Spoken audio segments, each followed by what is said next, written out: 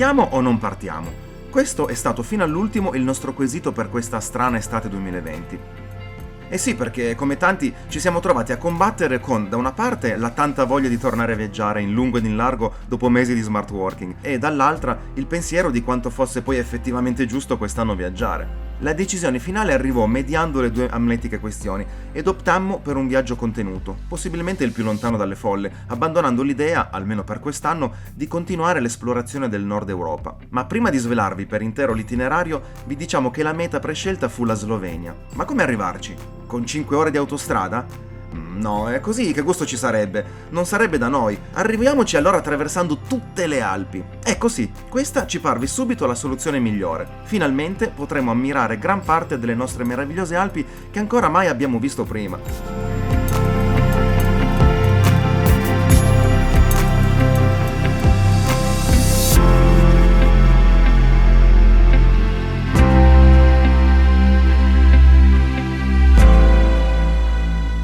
Una cosa brutta quando ci si sveglia in casette così belle ed accoglienti, il dover andare via.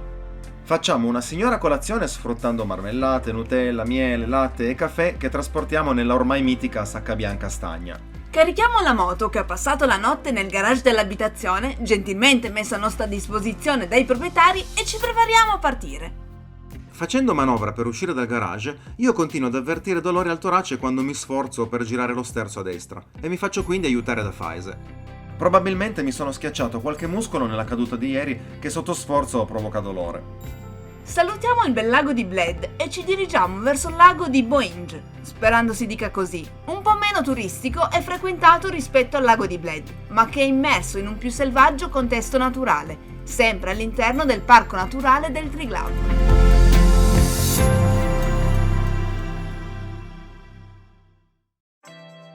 Le sue spiaggette chiare risaltano ancor più le verdi acque che sprofondano quasi verticalmente a pochi metri dalla riva.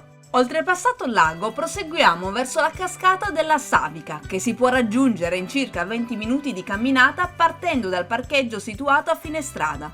Io in questo caso resto con la moto e mi riposo un'oretta all'ombra del bosco per non stuzzicare troppo i dolori al torace, mentre Faise procede a piedi in questa piccola escursione dal costo di 3 euro per andare ad ammirare questa cascata. Cascata che, nonostante la tanta pubblicità lungo la strada, risulta essere un po' meno appagante rispetto alle aspettative.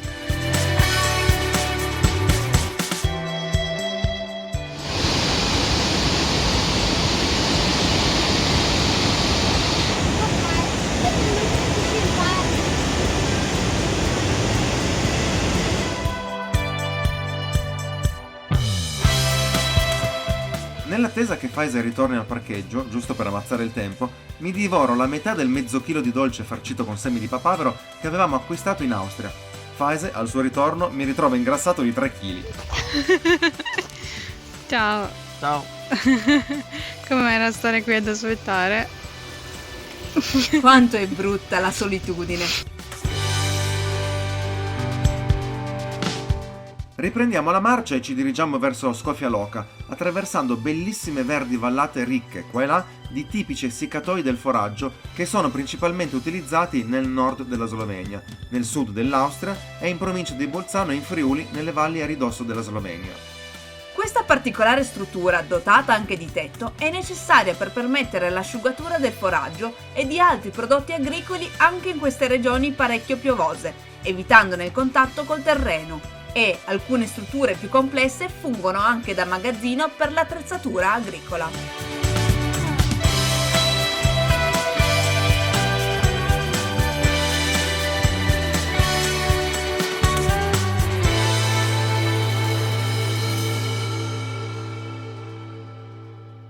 Attraversiamo quindi Škofja Loka per poi puntare verso la capitale che raggiungiamo nel tardo pomeriggio.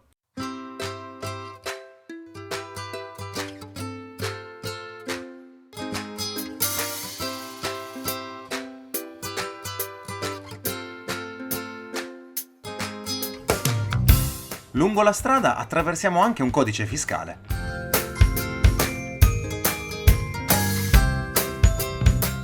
Dopo una veloce spesa in un supermercato ci dirigiamo verso la struttura in cui abbiamo prenotato una camera con bagno. Tra le varie opzioni, la soluzione che abbiamo scelto è quella più centrale possibile, per essere comodi al centro di Lubiana e visitarla senza dover usare la moto.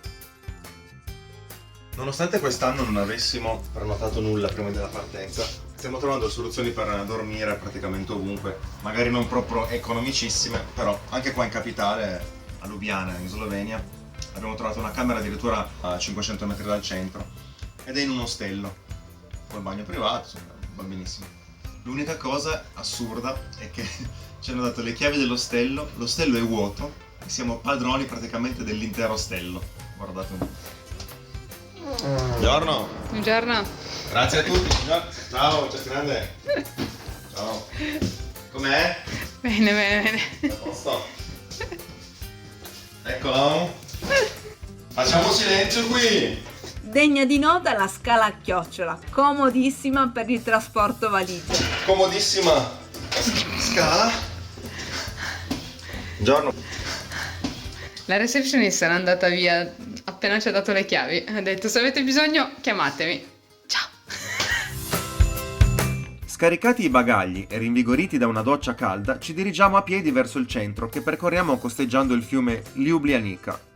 Le vie che affacciano sul fiume sono incredibilmente ricche di locali, tutti colmi di ragazzi che consumano aperitivi o grandi coppe di gelato.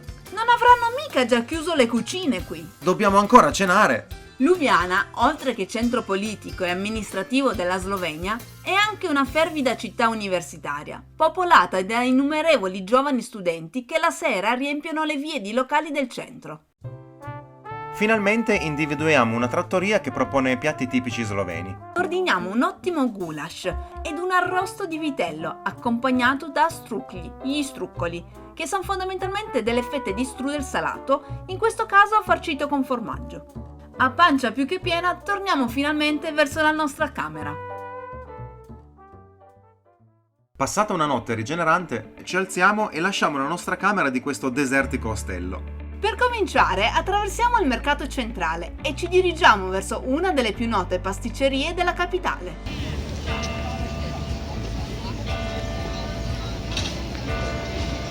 Si sa, noi alla golosità siamo distanti anni luce. Ma vorremmo mica non assaggiare il dolce tipico sloveno e vorremmo mica assaggiarne uno di qualità mediocre.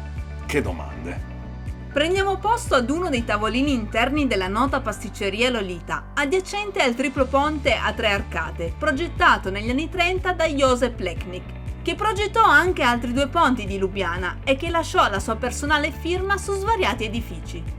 Il triplo ponte, che divide la parte medievale dalla città moderna, fu costruito al posto di un antico ponte in legno e nel farlo, Josep Plečnik aggiunse anche 2 ponti minori laterali, pedonali, da qui il suo nome.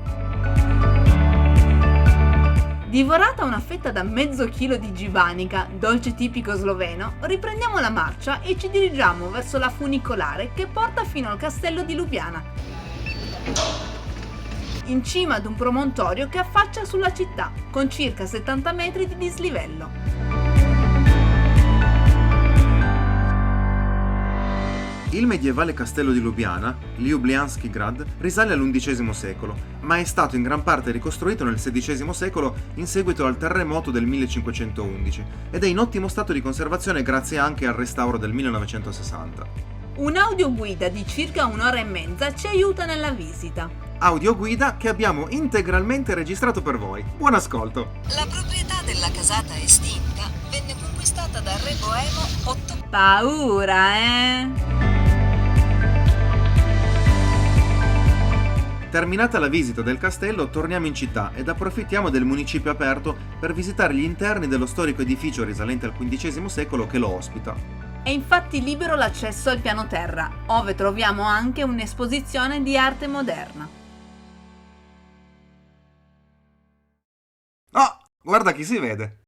La città di Lubiana, in seguito ai forti terremoti del 1511 e del 1895, venne ricostruita dapprima in stile barocco e successivamente in stile Art Nouveau. Ecco il perché nel centro storico si possono osservare mescolanze di più stili architettonici.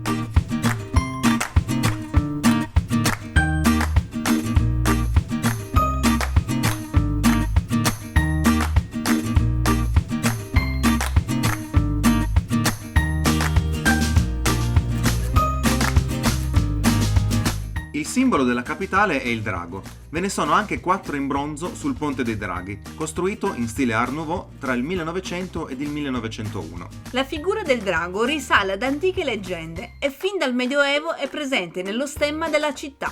Passeggiando tra le vie del centro scoviamo anche alcune chicche, come ad esempio il portone al numero 11A di Stary Turk, che ha alla sua sommità un balcone sorretto da un grande Atlante, personaggio della mitologia greca, che con un dito sulle labbra fa cenno di fare silenzio. In realtà il civico 11A dovrebbe essere il numero 13, essendo posto tra i civici 11 e 15. Ma storicamente al civico 13, in queste zone, erano situati i bordelli e molto probabilmente il cenno dell'Atlante invitava i passanti alla discrezione.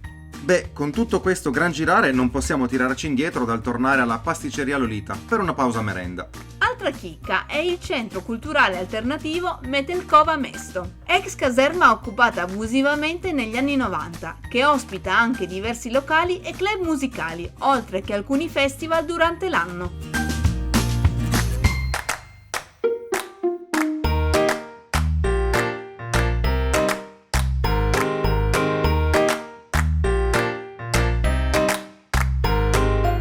Ritornando infine verso il centro ci fermiamo per una sostanziosa cena a base di kebab e, dopo un'ultima passeggiata lungo il fiume, rientriamo in camera per la notte.